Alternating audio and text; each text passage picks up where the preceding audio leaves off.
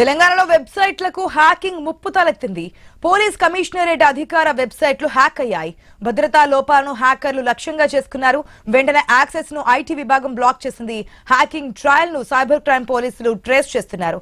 దేశం వెలుపల నుంచే దాడి జరిగిందని అనుమానిస్తున్నారు.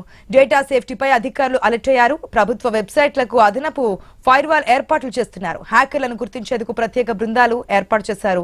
దీనికి సంబంధించిన అప్డేట్స్ మా ప్రతినిధి ప్రవీణ్ ద్వారా తెలుసుకుందాం. ప్రవీణ్, ఏదైతే హై సేఫ్టీ డేటా సేఫ్టీపై అధికారులు అలర్ట్ గా ఉన్నప్పటికీ కూడా హ్యాకర్ల బారి నుంచి తప్పించుకోకపోతున్నట్టు తెలుస్తోంది. డీటెయిల్స్ ఏంటి? అయితే తెలంగాణ మొత్తం తొలగా తెలంగాణలో పోలీసులు బెట్టింగ్ యాప్స్ పైన మొత్తం తొలగా వాళ్ళ బెండ్ తీస్తున్నప్పుడు 5 తెలంగాణ పోలీస్ వెబ్సైట్లను ఏకంగా హ్యాక్ చేసింది బెట్టింగ్ మాఫియా. సైబరాబాద్ రాచకొండ కమిషనరేట్లను ఆ వెబ్సైట్లను యాక్టివ్ చేసింది. అయితే ఈ యొక్క వెబ్సైట్లను ఓపెన్ చేస్తే డైరెక్ట్ గా ఆ బెట్టింగ్ యాప్లకు వెళ్తున్నట్టుగా తెలుస్తుంది. ఇదే విధంగా చూసుకుంటే కనుక గత నెలలో నవంబర్ 15వ తేదీన హైకోర్టు అఫీషియల్ వెబ్సైట్ ను కూడా హ్యాక్ చేశారు.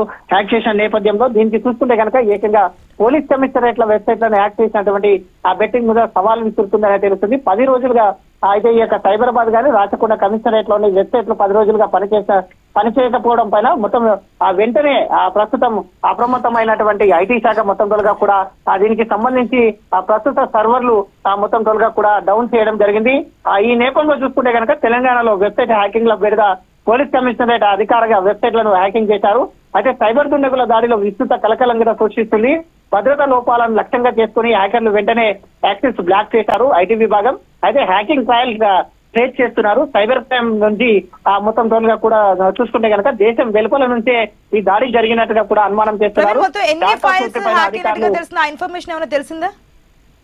అయితే దేశం వెలుపలనే ఈ యొక్క మొత్తం తోలుగా ఈ యొక్క తతంగం మొత్తం నడిపించినట్టుగా జరుగుతుంది. దాడి కూడా అక్కడి నుండి జరిగినట్టు చేస్తుంది. డేటా సేఫ్టీ పైన అధికారులు అయ్యారు.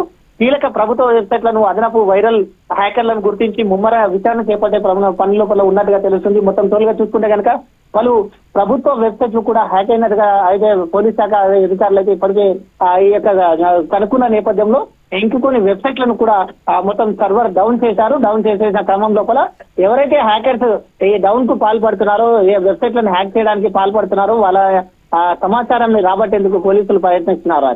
అదే ఎటువంటి చర్యలు తీసుకుంటున్నారు? ఇది ప్రభుత్వానికి సంబంధించినటువంటి